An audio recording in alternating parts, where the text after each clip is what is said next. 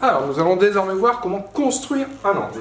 Pour construire un angle, donc on va utiliser bien évidemment le rapporteur. Donc ici, nous avons trois angles. IJK de mesure 35 degrés, RST de mesure 118 degrés, XYZ de mesure 90 degrés. Donc, pour le premier, pour IJK, il faut d'abord construire l'un des côtés de l'angle, à savoir donc une demi-droite, soit la demi-droite JI, soit la demi-droite JK. Donc, on prend la règle, on trace donc une demi-droite. Donc, une demi-droite, un rappel, c'est infini, il n'y a pas de mesure. Donc, je marque ce qui va être le futur sommet de l'angle, l'origine de la demi-droite, à savoir ici le point J, qui est au centre de l'angle. Ensuite, on met l'un des deux points, I ou K, sur la demi-droite. On utilise le rapporteur. Donc, on place le centre du rapporteur sur le sommet de l'angle, donc sur J.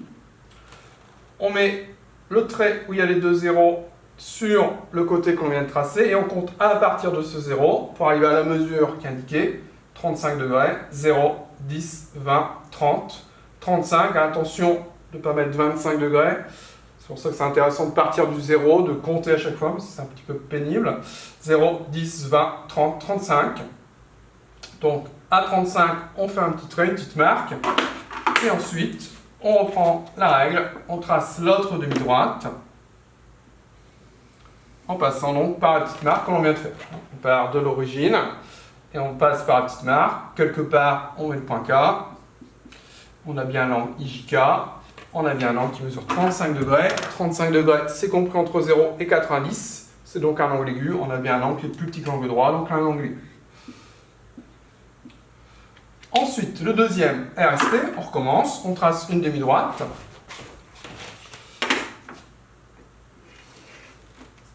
Donc, je trace la demi-droite soit SR, soit ST. Dans tous les cas, l'origine, c'est le point S. Allez, je trace SR. Ensuite, je prends donc le rapporteur. Je mets le rapporteur sur S, au centre, sur le futur sommet de l'angle. Le 0, donc, sur le côté que j'ai déjà tracé. Je dois aller jusqu'à 118, 0, 10, 20, 30, 40, 50, 60, 70, 80, 90, 100, 110, 115, 118, je suis ici. Je mets une petite remarque.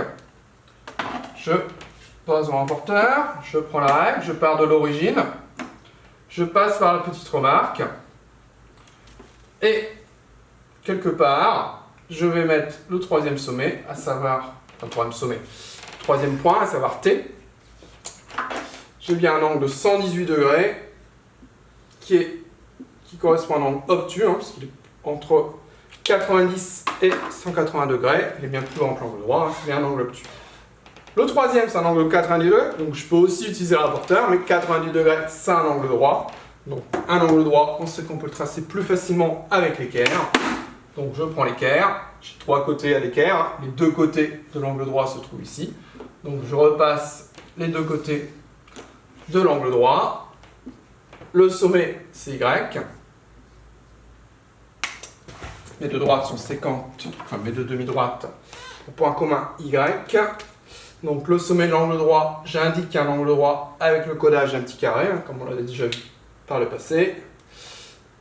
On met X, on met Z, et voilà notre angle droit.